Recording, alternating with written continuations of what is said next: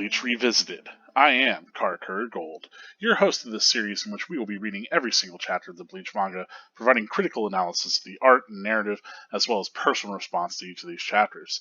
We'll also be discussing how the individual chapter connects to the rest of the manga as a whole. As usual, we begin these videos with a reading of the chapter that we are currently discussing for the episode. This is Chapter 114, Everything Relating to the Crumbling World.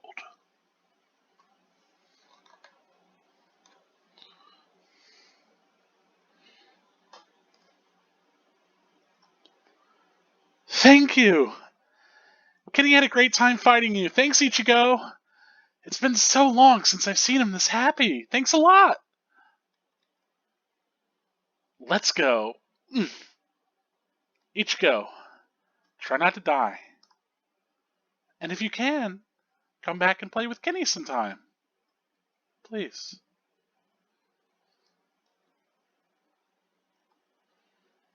Bleach, Chapter 114.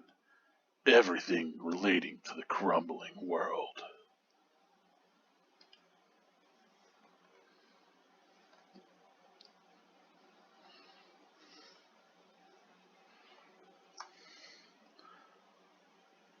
Where'd you come from, kid? That's a sword. Doesn't it scare you? It's for killing people. It'll kill you too.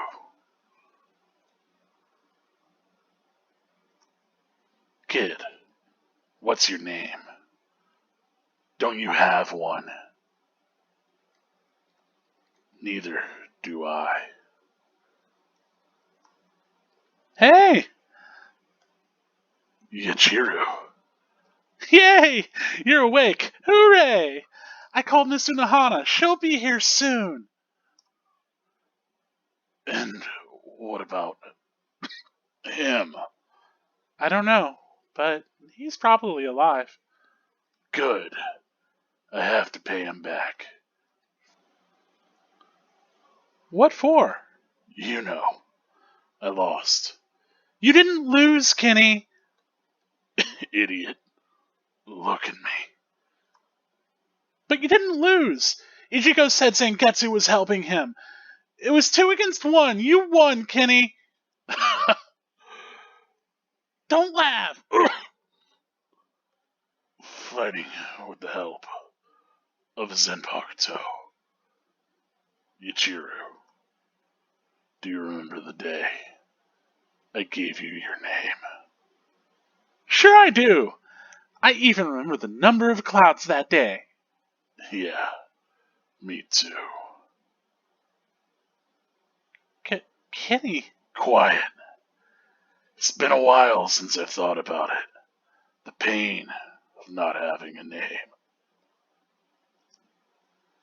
Other people are called by their names, but not me.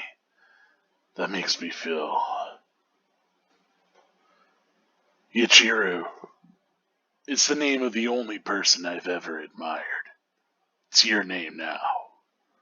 I'm Kenpachi, the title usually given to the strongest Soul Reaper. That's going to be my name from now on. I kept you waiting a long time, didn't I? Why now, you wonder? It's not too late, is it? Won't you tell me your name?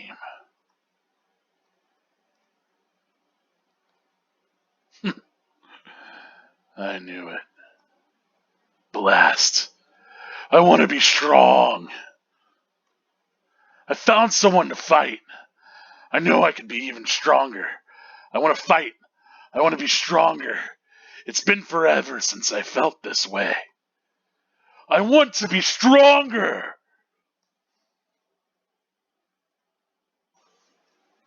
I had neither name nor parents.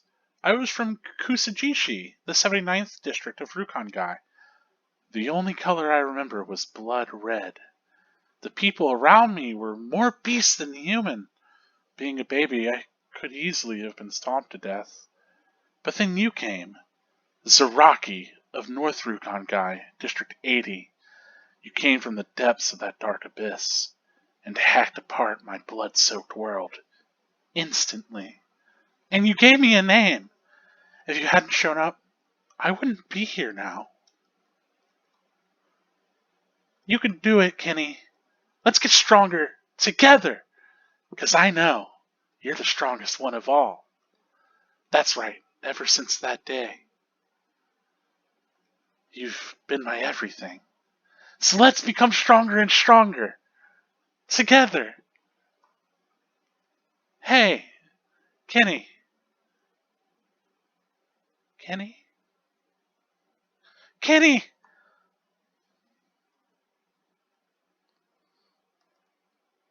The noise stopped. Do you think Mr. Ichigo's okay? We've come this far. We gotta believe that he is. There's no time to be distracted. It's our turn now. We're gonna jump across. Ready, Hana? Yes.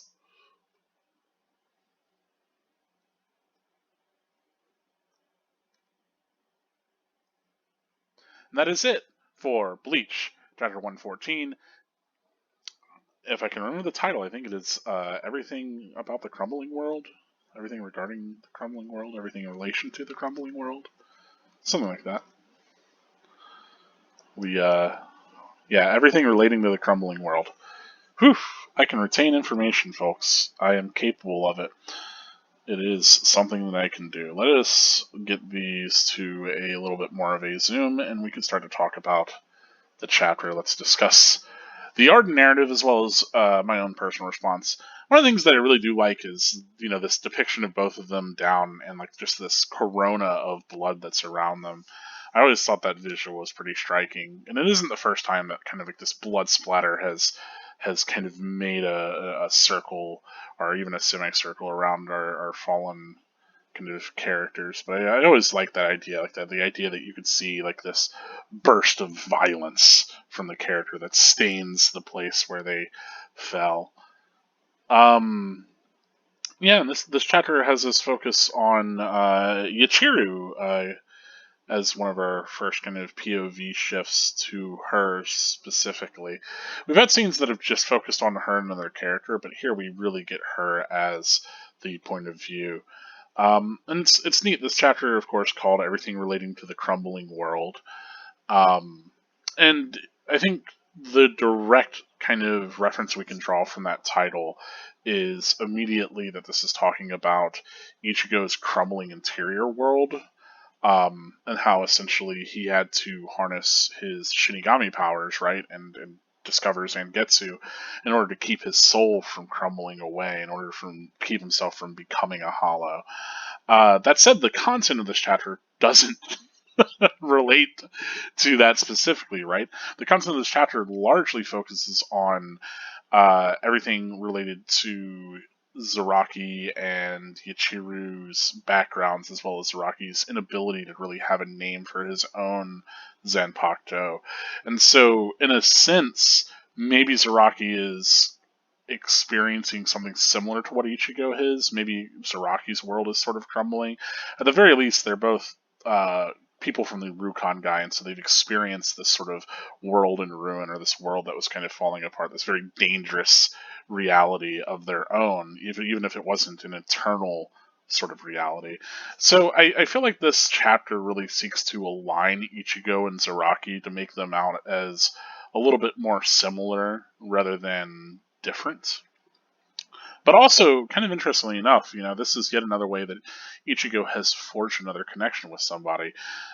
In the language of Zaraki, which has been violence, absolutely, but Ichigo has kind of made a bond, not just with Zaraki, but also with Yachiru, because both of them were looking to kind of give Zaraki a good fight for different reasons, right? Yachiru confidently believes in Zaraki like being able to overcome all these odds, as being this kind of source of comfort, because he is this kind of powerful person who's taking Yachiru under his wing. He is very much a protector, and like she likes whenever, she's been with him since she was like an infant, right? Since she was a toddler, whatever. I don't distinguish between baby ages, infant, toddler, it's all the same to me. I'm sure there's some difference. Don't at me. But here she is. I like that she gives this big kind of bow and thank you to Ichigo, even though he's like barely conscious. I love the sketched out eyes that Ichigo has here. Um, but she's really happy to have seen Zaraki that excited about a fight. Zaraki, and it really kind of tells like this tale of like Zaraki having achieved this pinnacle of power, and there not really having been anyone that's been able to draw him in, that's been able to give him, you know, excitement in life. Maybe like if that's all he cares about is fighting. So like in a way that reinvigorates Zaraki, and it kind of gives him a goal, and it gives him reason to continue to invest in himself. And we see that sort of investment start to pay off dividends within this as he starts to investigate his own connection to his Zenpakuto, and if his Zenpakuto truly has a name. And he starts to reconsider his relationship towards violence, where beforehand it was the sort of thing where he was like, well, it makes a strong warrior to fight on his own, but now that he's considering he's been defeated by Ichigo and Zangetsu side by side, he thinks to maybe investigate that, and maybe to see the value in that, and ultimately to see the value in that sort of connection, to that camaraderie. Certainly has that connection with Yachiru, but like, we haven't seen a lot of flattery come from Zaraki's side. Certainly Yachiru very much values Zaraki, and I think it's evident that Zaraki values Yachiru because he keeps her around and he puts up with her like antics and shenanigans. Certainly, I mean, she's also the vice captain of his division, so she must be quite capable in her own right. We saw how terrifying she was without even drawing her sword earlier, so there's got to be something to her. Certainly, the idea of a child prodigy is pretty common in anime and manga, right? But I like that she just hups up Zaraki, who's still just bleeding out, and it's like, well, try not to die, Ichigo, and then come back and play. And so for her, like that is play. It's not even like this like life or death battle. Like that is what's fun. That is what playing is. And she's glad that like Zaraki can have that sort of connection with Ichigo, divorcing it from like literally a life or death fight, but just thinking about it in the terms that she does, and like, oh well, Zaraki found somebody to play with. It's really nice. I haven't seen him that happy in a while, and so it's interesting. It's a kind of twist on a relationship for characters that like prides themselves on violence and who've lived these very violent lives. As a response to very likely the trauma that they've had, it makes a little bit of sense. I like that like she kind of lingers on this please with Ichigo, and we see Ichigo black out. I like that we see his eye completely kind of devoid of color, and then we get this wash of black. And then I like that she kind of like Mori hops up this building too. It's good stuff. I like that we're also left with Ichigo, and we get these 3 panels of him sort of blacking out as well. I think that's significant. But that like little moment of looking over the shoulder and saying please always kind of strikes me as worthwhile emphasis as this kind of emphatic plea, like that she sees Zaraki as this kind of lonely at the top figure. Despite her connection to him, maybe she can't provide that sort of excitement that he wants. And so if she can help to cultivate these relationships, even if they are truly violent ones, still cultivating that relationship with Ichigo is something that she wants to do. And it's kind of tender. It's not something that you would expect from these absolutely like violence loving characters, but it speaks towards the connections they make on their own right, and maybe even speaks towards the incredible sort of loyalty that Ikaku has to Zaraki as well. Here we get our chapter cover, and I do like this.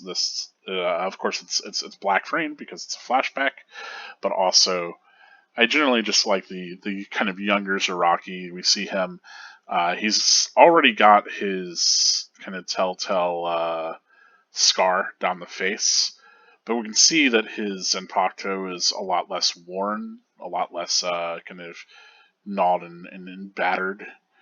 Like he's got this incredibly bloody hand going on. He's just covered in blood. He just got out of a fight, but he's wearing not Shinigami's robes whatsoever, but he still has the Zanpakuto, which is interesting. Like, he doesn't have the typical Shihakusho, the black robes of the Shinigami. Instead, he's just kind of wearing commoner's kind of outfit, and it's of course still shredded and torn and all of that.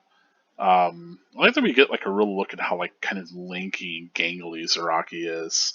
I always kind of liked that about him, that he was just this tall, gangly fella. Hair a little bit shorter here, and of course we get Chiru is a very very tiny baby. And I like that that chapter cover, which is pretty striking, then pans out and we get that is like the setup for this flashback. So I think it's pretty effective use of the chapter cover, that it's a standalone image, but it also works as like us pulling into this flashback. And she's here and she's touching his sword, right? And here we get like Yachiru's relationship to Zaraki and to violence, and that she's grown up in this world of bloodshed and violence, but she's not scared of Zaraki or his power, right? And so while others might treat Zaraki differently because of the strength that he wields, they might try to kill him, they might like be in fear of him, she approaches him wholeheartedly. Like, she has a fascination and a connection from the beginning. Like, that's like absolutely pure, which is the basis of their relationship, right? I like that, he expresses, like, he tries to be kind of, like, outwardly violent here. It's like, look, it kills people. That's why it exists. It'll kill you, too. And she doesn't seem to mind, And to that end, like, that kind of gives him pause, and he asks what her name is, right? And I don't know, at this point, it doesn't even seem like Michiru is capable of speech. But at this point, Zaraki expresses, like, well, he doesn't have a name either, right? So kind of interesting is like this idea of names comes up here, that Zaraki doesn't have a name, Yachiru doesn't have a name, and and ultimately Zaraki Zanpakuto doesn't have a name either, or if it does, Zaraki is deaf to it. Of course, we get this kind of cut from black as we are pulled back into the present day. We get the background fades as well. I wish this is maybe like actually, I don't know, part of me wishes that this was done differently. Like, the gradients works, but I kind of wish that like that blur cut from black was like the whole page was wholly black, and the white that we got went outside of panel to kind of wash the background.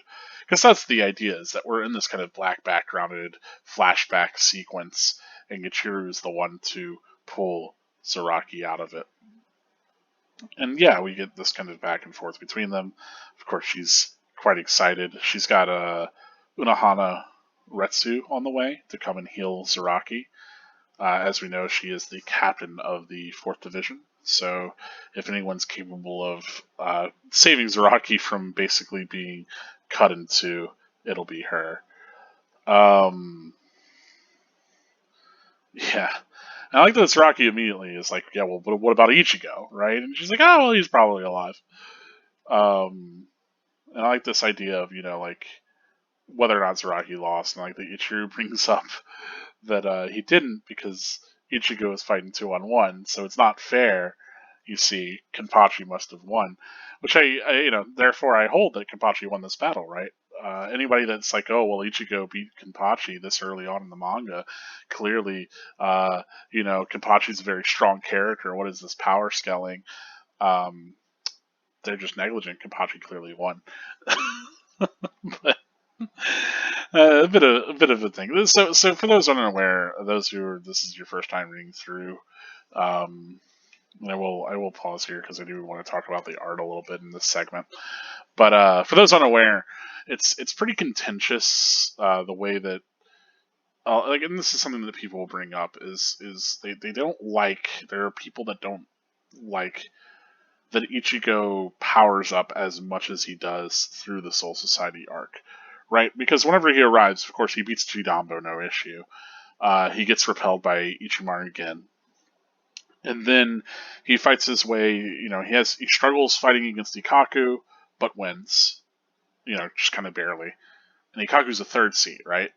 And then he goes up against Abarai Renji, right? And then he's able to, just barely get like this clutch victory against Renji, but he sustains serious injury, right? So he's taken pretty big hits. He's barely gotten through 2 fights now, right? And these were just a third seater and vice captain. And maybe this speaks towards the strength of that moment with Chad, that shows the big gulf and difference between like even just like a third seat and a captain, right? Because Shunsui just bodies Chad. Like Shunsui deals with Chad no problem. And we get Kenpachi whenever Ichigo arrives to the fight with Kenpachi. He can't even land a scratch on him, right? He can't even, Kenpachi bears his open chest and Ichigo's unable to hurt him whatsoever. And then people usually complain. They're like, oh, but then Ichigo's able to beat Zaraki, who's a captain, And it hasn't even been like a day, right?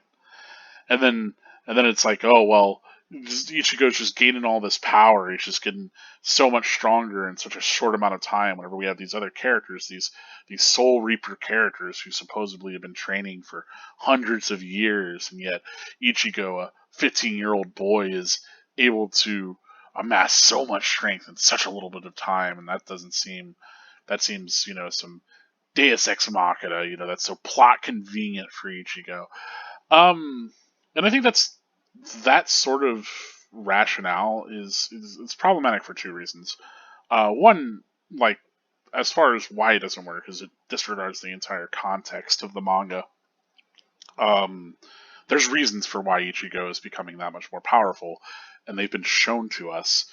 The reason why he struggled with Ikaku is because he wasn't really fighting like appropriately, right? Ichigo's still learning how to fight. He lacked, and then he didn't even truly have the resolve to kill his opponent until he fought Renji, and that's how he's able to get through that Renji fight. And all the injuries he sustained were just due to him lacking that resolve. And ultimately, he only beat Renji because Renji lacked resolve. And then here, fighting against Kenpachi, like yes, Kenpachi is incredibly powerful, but the reason why Ichigo is able to beat Kenpachi is 1, Kenpachi's underestimating him. 2, Kenpachi doesn't even have Shikai. 3, Ichigo has this massive burst of power because he starts to actually rely on Zangetsu. So that power was always there. Ichigo was always that powerful. It's just that he didn't know how to tap into it. He didn't approach fights correctly. All of that is explained within the context of all of the manga, and all of that is internally consistent within the context of the manga. Through battles, Ichigo discovers how to fight.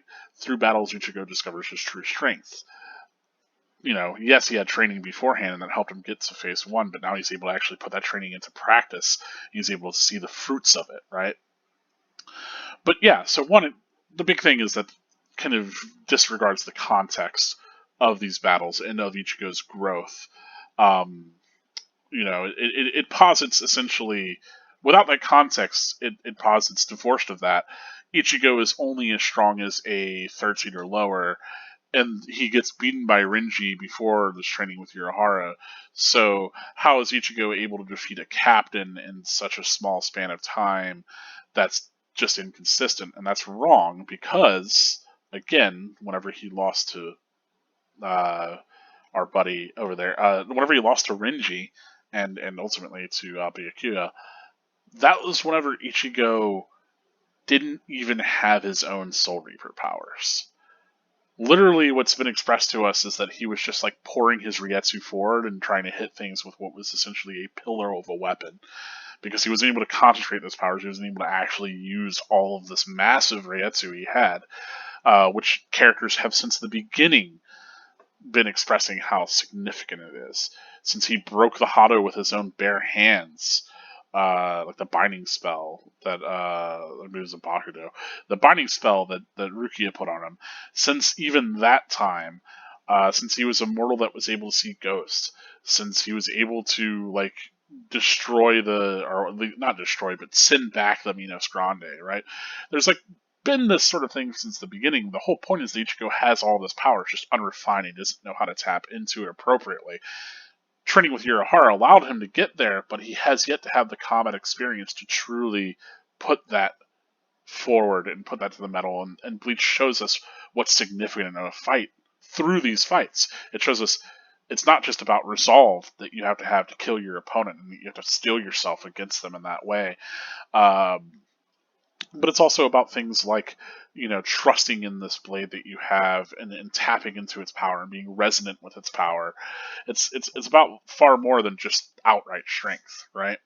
So again, that sort of negligent view of things that divorces her from the context isn't engaging with Bleach. It's not reading Bleach. It's completely turning a blind eye to what Bleach has been telling you.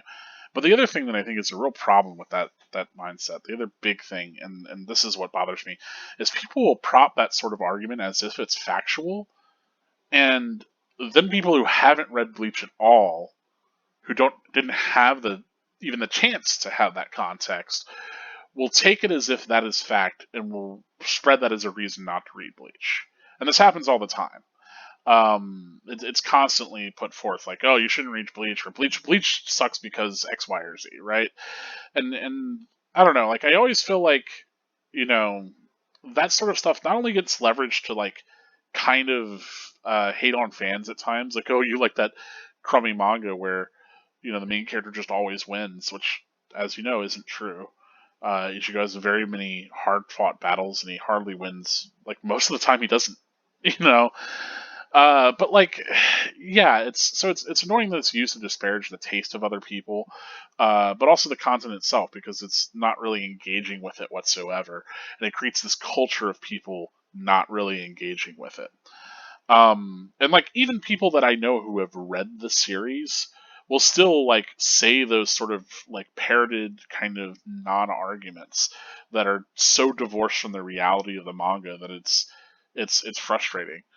Um, and I bring this all up, because as a Bleach fan, this is something that you have to kind of reconcile and deal with, not on a daily basis, but it's something that certainly was more kind of frustrating whenever Bleach was very heavily talked about. And nowadays, people seem to appreciate the manga and the anime a little bit more, but maybe because they've actually had to engage with it rather than just go off of, 10 plus years of kind of not really genuine discourse. Um, yeah, yeah. I will bring up what is it? That's one of the things that frustrates me with what is it like Super Eye Patch Wolf. He has the whole Fall of Bleach video and the apology that he made, right? Where he claims like a lot of it is like, oh well, I really love Bleach, but then I felt like it got worse and worse and worse, right?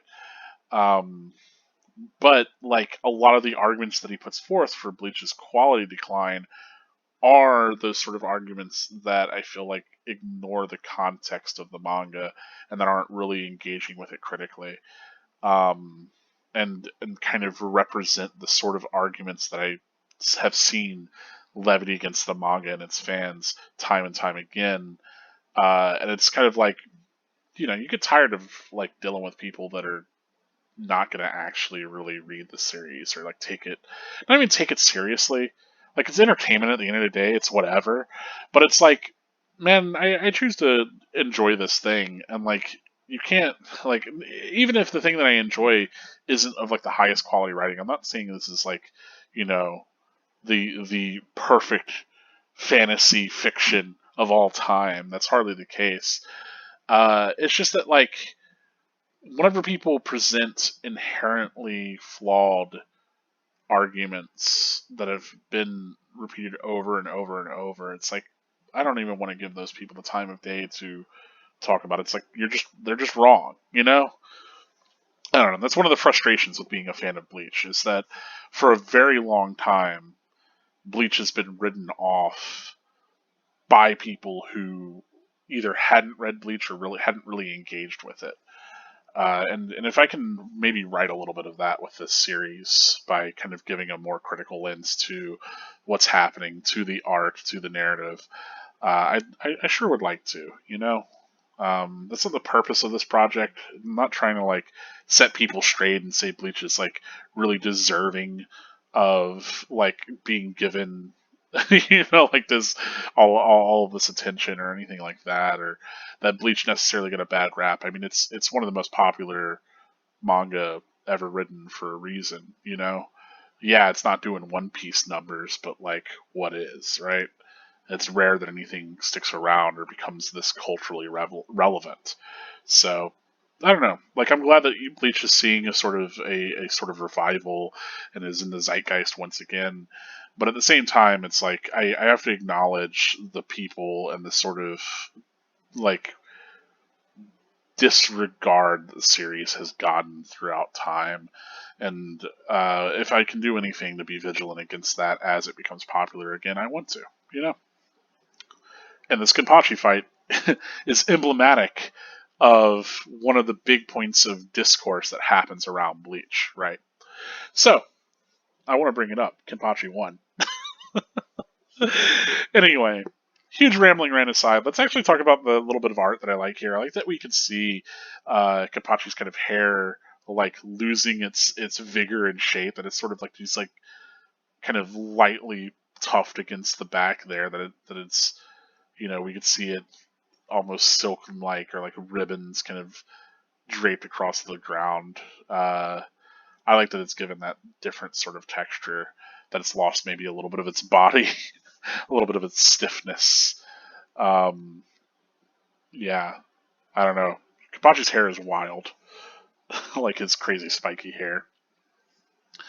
But I do love that like we have this haggard, like ruined Kenpachi, literally he's been cut, cleaved like on the inside of the shoulder, like at the collarbone, all the way like beneath the nipple. Like halfway down the chest. It's a wild wound that he has. But I love how in juxtaposition he is to Yachiru, and we talk about a lot on this channel. And I bring this up quite often. Is the idea of momentum, right, in the visuals, and that oftentimes the character that controls the momentum is the one that's in control of the situation, and if that's the antagonist, the protagonist, that can kind of inform how you're reading a scene and the momentum of the scene, as well as how like you're interpreting things, right?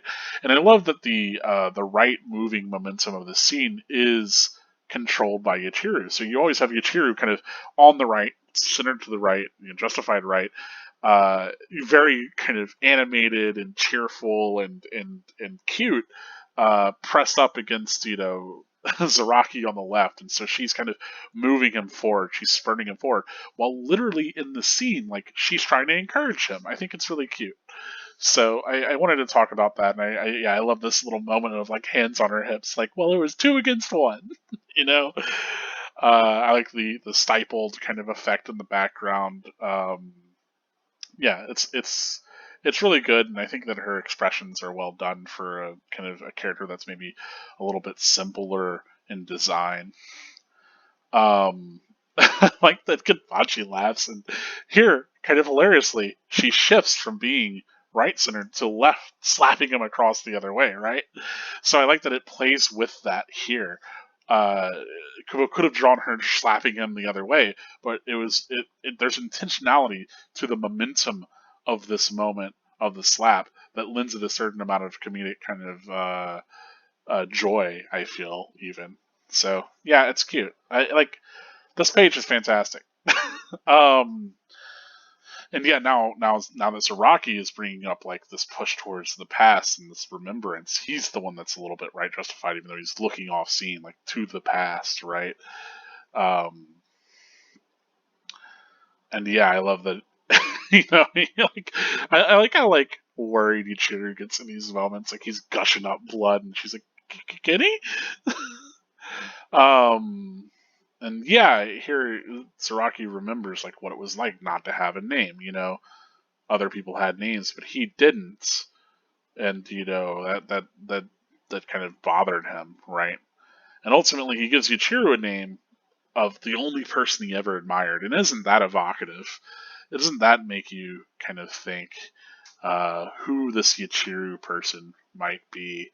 If it was Kenpachi's mother, or perhaps a lover that he had, or someone that he lost, it's unclear, And I think that like that mystery of who the original Yachiru was, because Kenpachi is a person that hasn't really had a bond with anyone until Ichigo. Certainly, he has these men that look up to him in the 11th, but outside of Yachiru, he doesn't really have a connection with anyone else. He's very isolated. Um, so the idea that Yachiru was also the name of the one that he had this connection to. But I like that he gives this name to Yachiru. He's like, okay, well, he has this admiration for her. She is Yachiru. It's the name of someone he admires, right? And then he's like, well, I'm going to be Kenpachi. And so, yeah, again, I often call Zaraki Kenpachi, but I mean, that's literally the name that he also insists upon himself. At this point, I don't think he has the title of Kenpachi whatsoever. He's just calling himself that, right? Um, and yeah, I love that, he expresses here, like, it's been that long that, like, we get this flashback of when Yuichiro got her name and whenever Kenpachi settled on his name.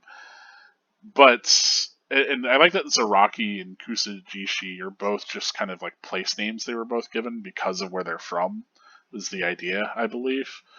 So, like, it'd be like calling you, like, if you were from Chicago, it'd be like someone calling you Chicago, like it's like, okay, it's like, hey, Bronx kid, I don't know.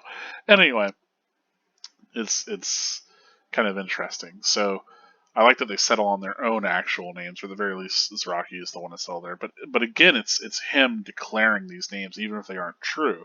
Like, he isn't actually Kenpachi here, right?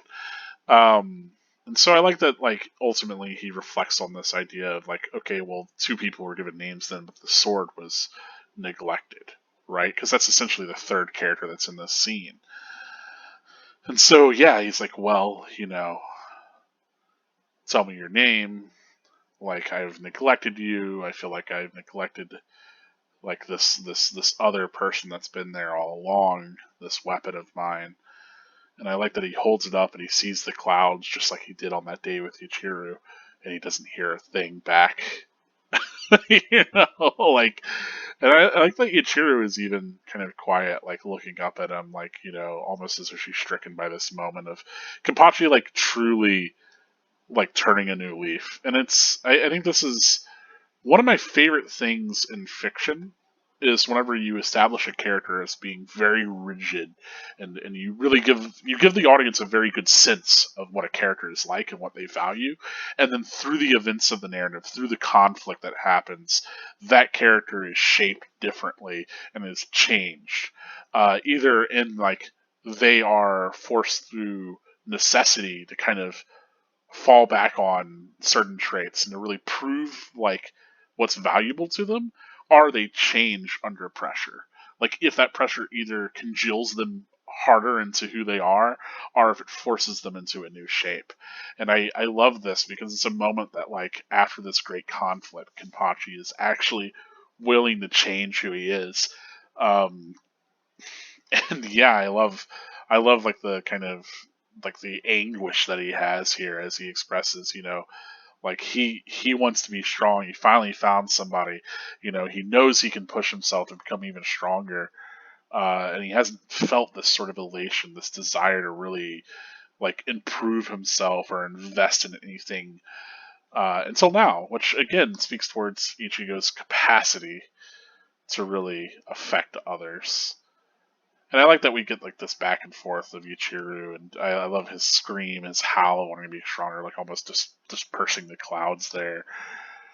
And we get this Ichiru flashback, and it's interesting. It doesn't have black panels, but instead it has, like, this kind of static grain background.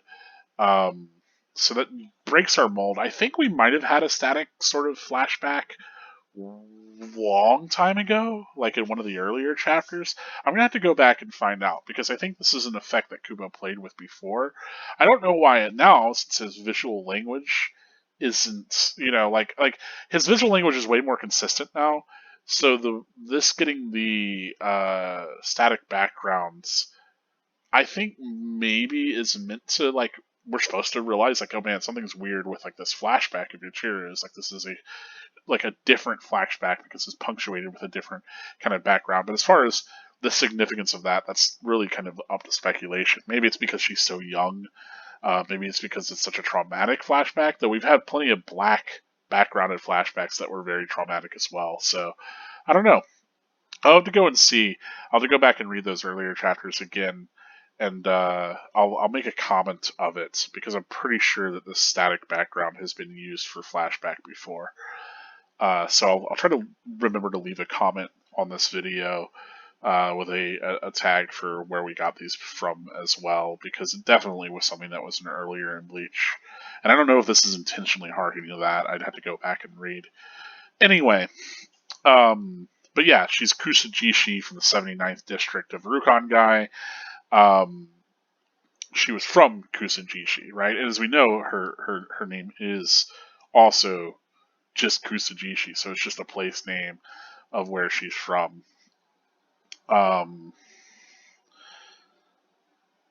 Yeah, so like it becomes her name, but it's also very much like, I don't know. What I was trying to get out of here. Um, it's kind of like, I guess, we have this in Western culture where people do get named after occupations, like surnames coming from occupations or places are like relative to another person, right? All the names with a son uh, suffix on them. So like you have a lot of names that just are related to a thing, and so I think that Kusajishi, interestingly enough, it's this place name, and I think Zaraki is meant to be as well. So she's like she's literally, Gichiru from Kusajishi. But, it's also her name because she doesn't have a family. Right? She is just kind of orphaned child. All she can remember is blood. I like this mention of the people around her being more beast than human, right? And we talked about that beforehand with the poem for this volume, right? About how you embrace the beasts, how every time that you kill one of your emotions, you distance yourself from the beast, right? So the beast is this very, like, the idea of it being this emotional sort of raging thing, a thing of pride, all of that. And certainly Zaraki is a character full of pride, right? And certainly Zaraki can be characterized as bestial, right? So it's interesting that it gets brought up here, but also those are traits that we can associate with hollows, right? Hollows are more beast than human. So it's interesting that Zaraki is this kind of this bestial force, yet he still, through the force of his own willpower, he is not a hollow, right? Because a hollow is any individual who has lost their sense of self because their id has become so powerful, because their desires and their bestial nature has overwhelmed their heart, their individuality, but also their individual self, their own willpower, has been subsumed by the strength of their lingering desires and frustrations and all of that, right? And so it speaks towards Zaraki that Zaraki is a character that has this immense willpower, but also those bestial elements. That he is more hollow-like than Shinigami-like, and that really kind of highlights his individualism in the series. Again, we talked about previous video how he serves as a foil for Ichigo, not from the side of the society, but from the side of the individual. That he's a character that's perhaps even more individualistic than Ichigo, and that's where his weaknesses lie. But yeah, he hacked apart the blood-soaked world, and gave her a name. And had he not shown up, she would not be there. Which I do think is significant, right? That she owes her life to him. And so, I like that she's pushing to invest in him. That ever since then, he's been everything to her. And I do like that kind of sentiment that they have. And like ultimately we get Zaraki, he's gone quiet. He's let go of his sword. He can't even hear Yachiru as he loses consciousness. And I mean, like, I think that's like kind of a wild place to leave us, like on whether or not Saraki Kenpachi is dead. Which is like wild. Like, what an insane sort of moment to leave us on. Like, to give us that, not even resolve it within the chapter. Not even to give us like does Yunohana make it there on time? Is Zaraki just dead? Like, what is going on? As we come back and we're already this close to the Senzaikyu, right? The Tower of Penitence, um, as both Ganju and Hanataro are here, and I love how kind of heroically poised they are. Or at least Ganju is. Hanataro looks like he's kind of taking a knee. I love that, like, he's kind of like almost bowed over by the wind. Um, and we see just like how sort of like the thickness of the lines under his eyes, his sweat. I love like the determination of Ganju juxtaposed against the worry that Hanataro has, but they're both here together. Um, and yeah, this cocksure grin as he grappling hooks on out. But I like that Hanataro's like, yeah, I'm ready. We're gonna take this across. And interesting enough, like, we shoot back to Ichigo without even having the Kubo really likes to do that typical like scene transition, but here we just cut back to a visual that we're used to. We were given that corona of blood earlier, but here we have it once more. And that's the kind of the key visual that's going to bring us back to this scene. Really effective use of the panel. Like, didn't have to use that usual in between panel, but used familiar imagery to bring us back into a scene. Uh, Good stuff, right? And I think, like, why isn't this on its own page? The ready, yes, jumping across. I think the intention is to kind of connect it to this scene, right? That here we have Yachiru. What do I say, Yachiru? Words. Uh, Here we have. Oh boy. So we have Ichigo and Mr. Yurichi, right? And Yurichi's going to help Ichigo out. But Yurichi is going to bring Ichigo in the same sort of way forward that maybe that the Ganju is, right? Certainly, that's the implication. But that's what we're left with. We just get Yachiru kind of crawling around on all fours in her little robe, and that is the end of the chapter. And so, yeah, I think this chapter especially does a lot of fantastic things with the art. Again, lots of very good use of the momentum. I love, like, our characters again being right justified as they're moving forward. Um, and even here at the very end, it's no surprise that Yorichi is also moving to the right. So we're all, like, our entire cast is trying to move forward, even as Ichigo is defeated, even in the face of that defeat. Um, so yeah, it's significant stuff.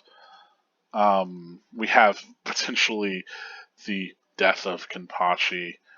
We have him blacking out here, failing to respond to Ichiru. We get a lot of flashback for them. Maybe it's perhaps after death. Which, like, speaking on that, I think that, like, there are a lot of manga, and this is pretty typical in shonen manga, for, like, a character to lose a fight and then get, like, a flashback that's supposed to make you feel a little bit more about them, or like to deepen that character, right?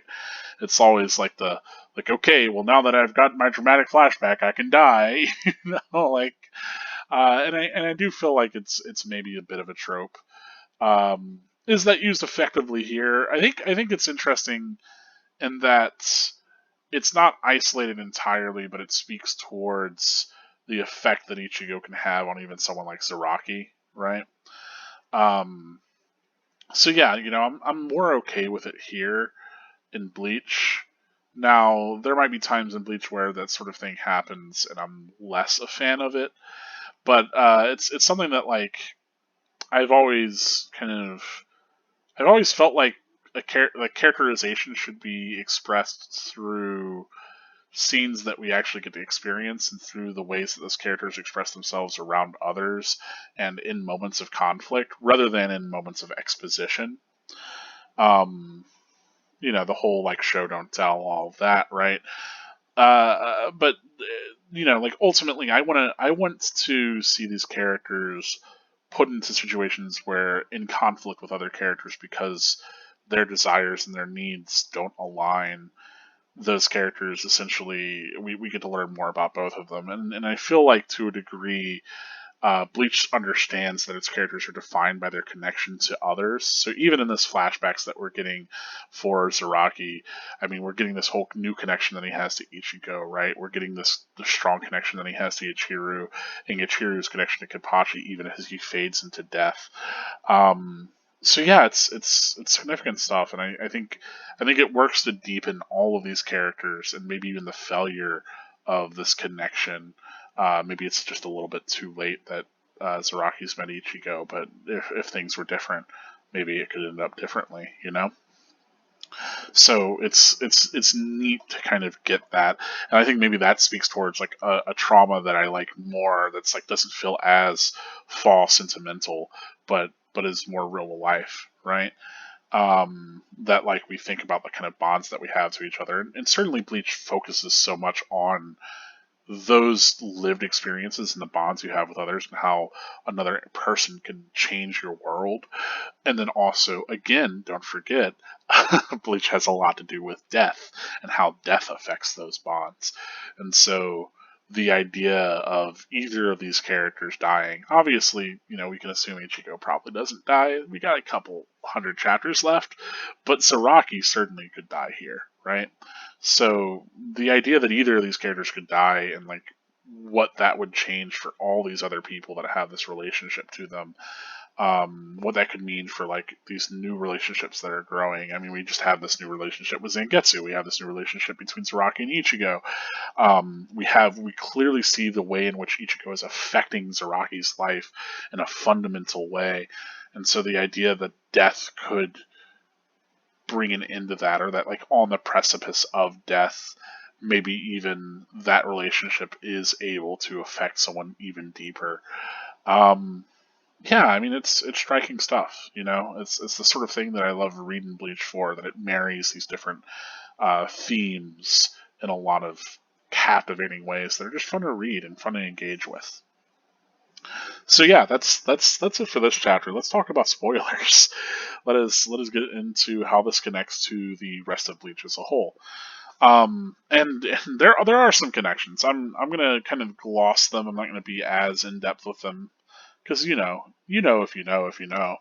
But big thing, of course, Yachiru being Zaraki's sword, right? That's actually, she is his spirit of his sword that's been externalized, right?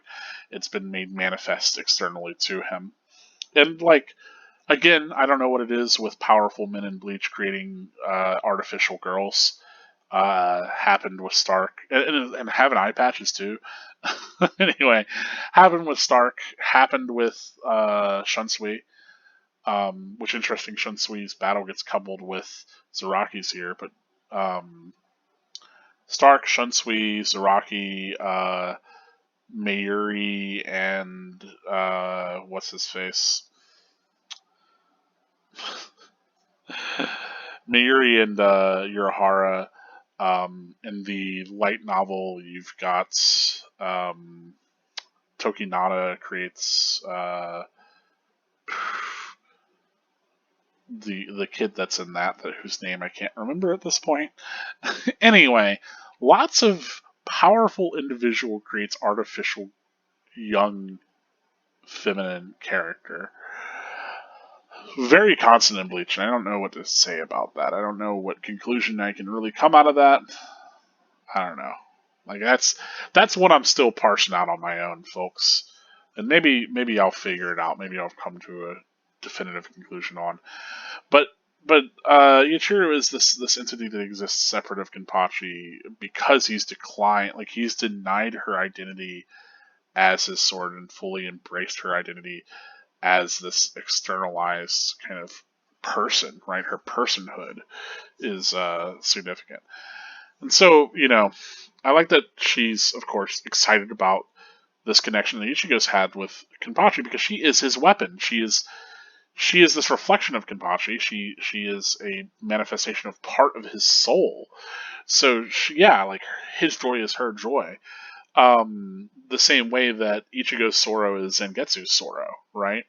Um, Only Zangetsu's in the internal world, but same deal. So yeah, I like that. Like there's that there, but also she really enjoys this connection that he has with Ichigo. I especially love like come back and play, please. Really being a moment of like she sees, and we don't get the scene yet, but she sees how Ichigo might push Zaraki to grow, not just stronger, but also more connected to who he really is and to his sword and to like that sense of like maturity, because Ichigo challenges Zaraki. She wants him around because she's not able to push him there on her own other than kind of trying to encourage these battles, right? um yeah, so I like that, we flash back, we get that kind of scene of massacre, right? We get that she doesn't care about the sword because she is the sword. Ha ha ha ha. Now, notably, I think the whole idea is that Zaraki stole his Zanpakuto, which is notable. I assume so. Like, it's rough because people are like, "Oh, well, he stole the Zanpakuto, so isn't this kind of just like he's wielding someone else's power?" It's like, no, his own spiritual energy is still going to manifest through it because it's still like working as an Asauchi for him. Is the way that I've always read it. Um, but yeah, it's strange. Which people are like, oh, well, then could I become a Shinigami were I to just find a Soul Reaper sword? And it's like, well, the difference is Kenpachi took an Asauchi from a dead Soul Reaper, and he was already a spirit himself, right? Um, yeah. So like a Soul Reaper, it's weird because Soul Reaper is just an occupation that you have. It's just you are a spirit that has this occupation and you learn these techniques. Just kind of like whereas like a Quincy isn't just someone who knows these techniques, but they actually have a bloodline. They're actually their powers are like all tied back to Yuha, right? And Fullbringers, it's like your soul's been affected by Halariatsu, and all of that. So it's interesting that like Shinigami are less a race and more an occupation, and it's easy to forget that whenever you start thinking about like, well, how come Zaraki gets to be a Shinigami if he wasn't born one? It's like, well, no one's born a Shinigami, like it's a set of techniques. It's what you kind of develop and grow. And I know that can kind of get thrown off because Rukia bestows all these Shinigami powers to Ichigo at the start of the series, and so it can feel like Shinigami power is something that maybe is inherent in your soul, but it's not quite the case, as far as I understand. Anyway, um, yeah, of course, I like that Ichigo is the one to wake Zaraki up. And here we get this little like kind of bit here. You could sort of make it out. You could maybe argue that that is like part of Zaraki's sword, like the hilt of it. And then we see Yachiru because she is Zaraki's sword, but maybe it's just part of Yachiru's sword. Who knows? Um, of course, I like this again. I talked about the kind of the argument of like whether or not he wins. This happens Zangetsu help him, and it's 2 against 1. And I like that Ichiru is the one to acknowledge that because she is his sword.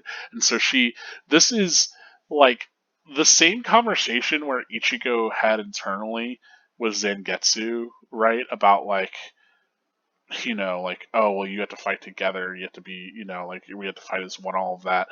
Like, this is Kenpachi's version of that conversation. I think it's really cute that, like, it is with this very cutesy character. That Kenpachi is kind of, in a way, like he's cut off this aspect of himself. This more like Kenpachi didn't get to have this childhood, so he's created this internal child out of like part of his soul. It's interesting. Um, I like the slap, kill with that slap. Um, but yeah, I also love that like he's giving Ichiru a name, right? That he insists upon this name that she had. but it's not like her true name, right? It's not the true name of his sword. It is this name that he insisted upon, just like he's insisted upon his relationship with all of this, right? Um, and like I like that, ultimately he gives Yuichiro, of course, the only person he ever admired, which we come to find out that is, in fact, Retsu Nohana, and that he only admired her because she was so powerful, right? Because she was the original Kenpachi. And I like here that he's taken the title of Kenpachi, which he hasn't won it yet from beating the previous Kenpachi, but technically he has, because at this point, he has defeated Unohana and won the title itself in truth, from the original Kenpachi, who never lost, right? So, like, it's kind of cool that he's calling himself Kenpachi, and, like, at the time we can, like, read that it's like, okay, well, that's just what he's calling himself until he actually wins the title. But the reality is that he has already actually done that, so it's kind of cool that, like, Kenpachi takes that, and it's interesting that he takes that knowing that he's defeated Unohana while she was still, Yachiru, right? Knowing that he's defeated Yachiru, the Kenpachi, then that he has taken up the name of Kenpachi, and then he's decided that that's his name. And Kenpachi always has these kind of moments of growth too, whenever he really starts to consider names, right? And the name of Kenpachi and what it means to be Kenpachi. We get that again in the Thousand Year Blood War, where like Yachiru is really the one, Unohana, my bad. Like Retsu is really the one to push Zaraki to like embrace what it means to hold that title, that name Kenpachi. And it's interesting that he also took it as his name, not just as his title, right? Whereas ultimately Retsu relinquishes the title. It's Zaraki who takes that title to be his own name. He makes it part of his identity. Um, and it's interesting that like identity becomes such a big thing, not just the identity of Yachiru as this, I'm not going to say false identity, but like as this identity separate from the reality of what his sword is, right? And I like that he's like, why don't you tell me your name? And he's just like up at the blank sword, and Yachiru herself is silent in reverence of this moment. And as he expresses his desire to become stronger, Yachiru has this flashback, and my theory for why it's got the static grain background is because Yachiru is a because she's not like a actual, she's like a weird soul. She's like an artificial soul, or she's a soul born out of Kenpachi's own power. Um, yeah, it's weird, right? So I think the reason why she has a different kind of flashback might be specifically kind of hinting towards her difference as an individual. But again, I'm going to actually have to go read those earlier chapters to see how it was used before. And I like that, like like the idea that she's from this district where she only remembers blood, and these beasts, right? And that she was this baby, and then essentially it was Zaraki's power that allowed him to essentially wield her, cut free all this blood, right? She was essentially born from the depths of that dark abyss, right? She was born in battle, just like, yeah, she's a sword, right? Um, and I love that, like, she finally kind of calls to him and encourages him. And then, like, he can't hear her as he loses his grip on his sword. So it's like lots of like really good like moments that really tie Ichiro to being his spirit. Um, and ultimately, I think here, like this last panel, and it's hard to kind of tell. Maybe if I zoom in a whole bunch, maybe if I zoom in a whole bunch, you could sort of see. I think that's meant to be her over him, but the fact that the two figures are one and that she isn't separate in this like last like huge shot out from him, the idea that he's lost his conscience or potentially even died, which I didn't want to say like, oh well, he'll be fine, right? Because it's the daily viewer, the person who's actually reading this, who doesn't know what's going to happen, they might read this as like, man, Kabadi's dead right now, which it's certainly like reading it on a week to week basis, you could maybe come to that conclusion. I know no one dies in Bleach, whatever, right? It's common criticism. It's untrue. People die in Bleach. It's just that they often don't. um, but if Saraki would have died right here, it would have been incredible. Like just to think about like if Yuichiro continued to exist independent of him, all of that. But what I'm starting to say is like this shows them as two as one, but also maybe even hints that were Zaraki to pass away, Yuichiro would not be there separate of him. I love the way that like this shot is framed, but this isn't the time to talk about the art. I like that of course, you know, we get that like there's going to be this transition that they're going to kind of try to make this leap, and ultimately, yeah, Yorichi is also going to bring Ichigo to new heights as well. It's interesting that they end up kind of like meeting up too, but we'll get there when we get there. Yeah, I don't know, thoughts. Let me know yours. That's all I had to say about this chapter, really. There might be more spoiler stuff, but nothing that I really want to talk in length about.